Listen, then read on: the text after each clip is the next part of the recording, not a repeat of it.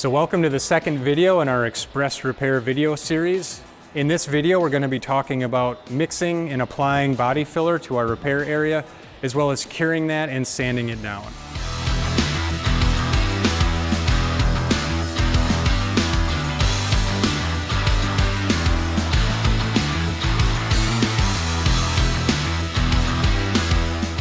Keep in mind that this video is intended for professional use, so all you technicians out there in body shops. And also notice that we're going to always be wearing our proper PPE. So in this video, that's going to involve wearing nitrile gloves, and anytime we're sanding, wearing a respirator or half mask, and also wearing safety glasses at all times.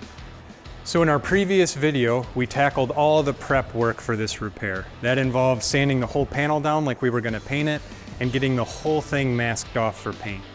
Now that that's done, we're going to jump in and tackle this actual repair area. To do that, we're going to be mixing our body filler and applying it over just the sheet metal area that we have, the bare metal that's showing.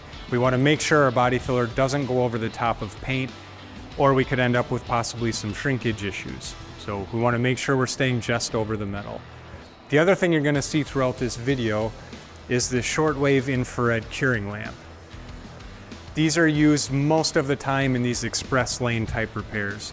The reason being is we can cure really fast and we can cure completely.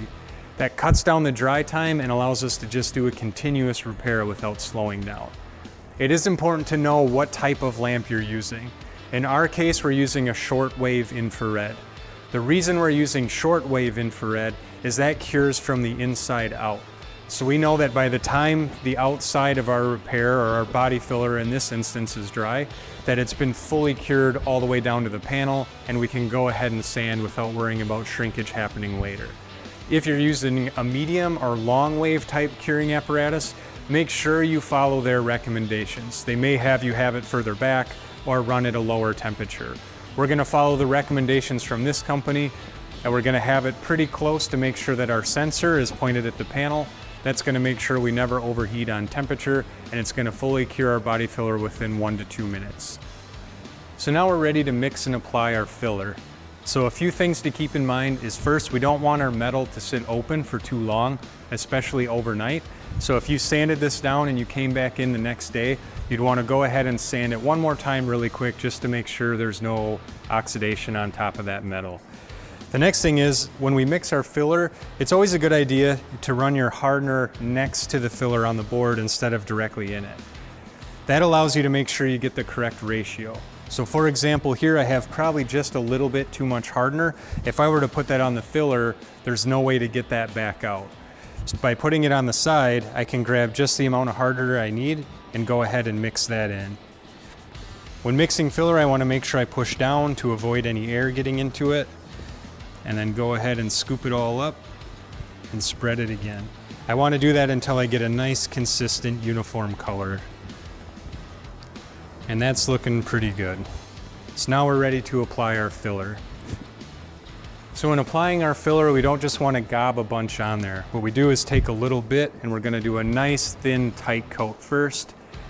And be sure to just keep it on the repair area. We want to try to avoid too much getting on the paint itself. Now that we have our tight coat on, we can take a little bit more and make sure we apply enough filler to fully fill our repair. Once we have that filled, I like to angle my spreader and go back and sort of feather out the edges. That makes sanding it later on a little bit quicker. Now that our filler is applied, we can go ahead and cure that with our infrared light and move on to sanding.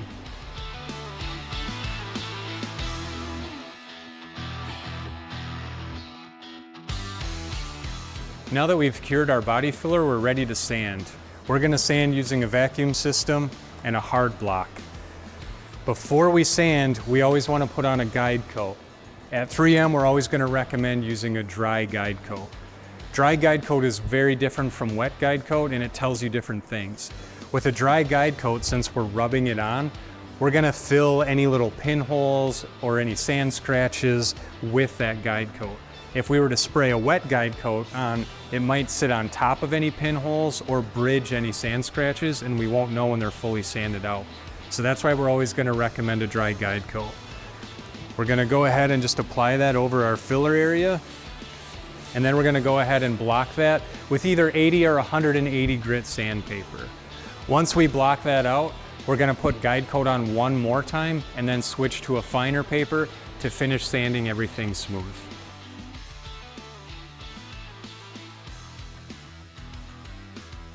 Now that we've fully blocked out our body filler with our coarser paper and then our finer paper with guide coat in between, we want to guide coat one more time, and then we're going to use a DA to sand out any of our straight line scratches and do one final feather to make sure everything's going to be ready for primer, which we'll be doing in the next video. Now we have all of our straight line scratches fully DA'd out. Again, we were able to verify that by using guide coat. So as I started to sand that with the DA, I just wanted to sand until those straight line scratches were gone.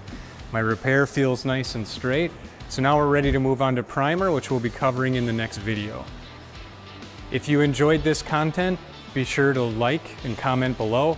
And for more content like this, be sure to subscribe or check out 3M Collision Repair Academy.